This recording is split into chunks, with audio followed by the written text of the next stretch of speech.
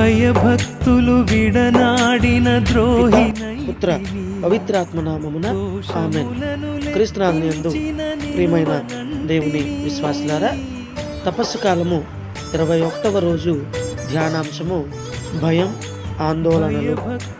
మానవులు వారి రోజువారి జీవితాలలో ఎదురయ్యే అనేక సమస్యల కొరకు భయపడుతూ ఉంటారు.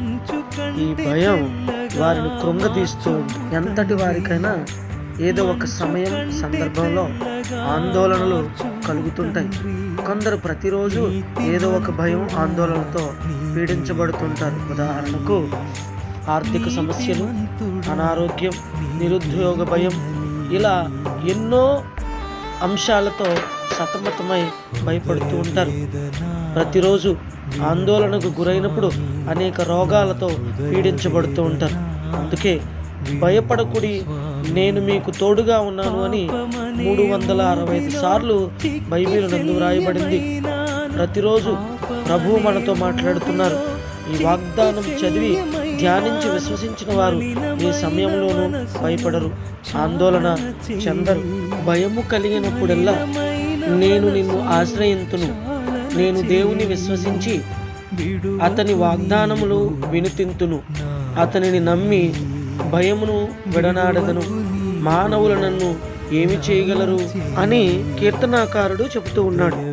ఎటువంటి ఆపద నుండైనా, ఎటువంటి సమస్య నుండైనా విడిపించుటకు మన దేవుడు సమర్థుడు. పిరికితనం కూడా పాపమే. భారముచే అలసిన జనమా నా యొద్దకు రండు అని ప్రభువు పిలుస్తున్నాడు.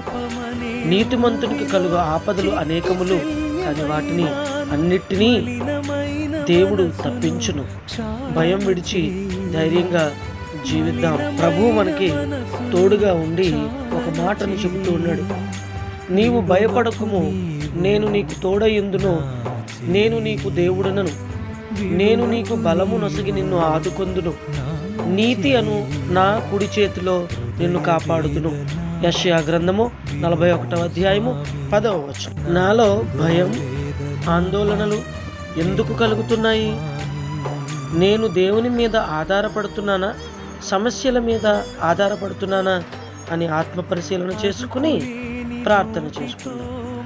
భయపడకుడి, నేనే అని అభయం ఇచ్చిన యేసయ్యా వందనాలు, స్తోత్రాలు. నాలోని పిరికితనపు ఆత్మను తీసివేసి ధైర్యపరిచే ఆత్మను ప్రసాదించండి. నన్ను ఆదుకొని నడిపించి ప్రతి సమయంలో తోడుగా ఉండమని మా నాథుడైన క్రీస్తు ద్వారా మనవి చేయుచున్నాము. ఆమేన్. పితా, పుత్ర, పవిత్రాత్మ నామమున నెరిగి నిన్ను నేను చేరుకొంటిని, తప్పు నెరిగి నిన్ను నేను చేరుకొంటిని, కరుణించుమా.